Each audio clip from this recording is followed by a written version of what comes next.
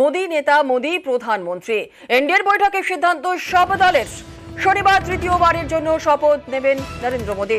নির্দিষ্ট শর্তে সমর্থন JDU টিডিপির।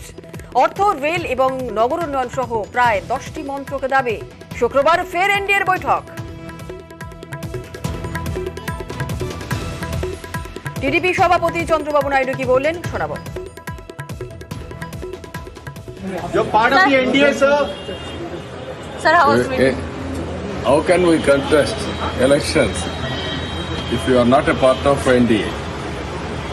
Three parties combined we collected. Why you got that doubt? I don't know. Sir, how was the meeting? How was the meeting, sir? Good. বিজেপিকে চাপে রাখার কৌশল। নিঃশর্ত নয়, শর্ত সাপেক্ষে এনডিএকে সমর্থনে রাজি টিডিপি এবং জেডিইউ। তাদের দাবি রেল, অর্থ, আইটি আইনের মতো 8 থেকে 10টি মন্ত্রক। M for Modi, N for Naidu, N for Nitish. এই দুই এন জোটে থাকলে তবেই কেন্দ্রে এনডিএ সরকার।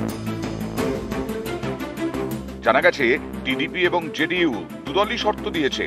জেডিইউ এবং টিডিপি মিলে 8 থেকে 10টি মন্ত্রকের দাবি করেছে।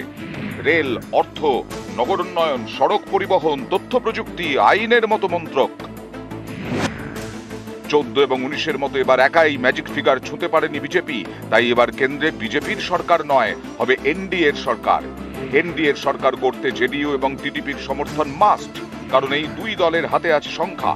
নীতিশ কুমারের জেডিইউ এর আসন সংখ্যা 12 আর চন্দ্রবাবু নাইডুর দল টিডিপির ঝুলিতে 16। এনডিএর এবার আসন সংখ্যা 292, অর্থাৎ এই দুই দল সরে গেলে সেটা কমে হবে 264, যা ম্যাজিক ফিগার 272-এর কম। অর্থাৎ এনডিএর ভরসা এখন চন্দ্রবাবু নাইডু এবং নীতিশ কুমার। দুজনেই দীর্ঘদিন এনডিএ শিবিরে ছিলেন। 19-এর লোকসভা ভোটে চন্দ্রবাবু নাইডু ছিলেন বিরোধী শিবিরে। এবার অবশ্য এনডিএর শরিক হিসেবে লড়াই করেছে তার দল টিডিপি। অন্যদিকে নীতিশ কুমার একাধিকবার এনডিএ ছেড়েছেন।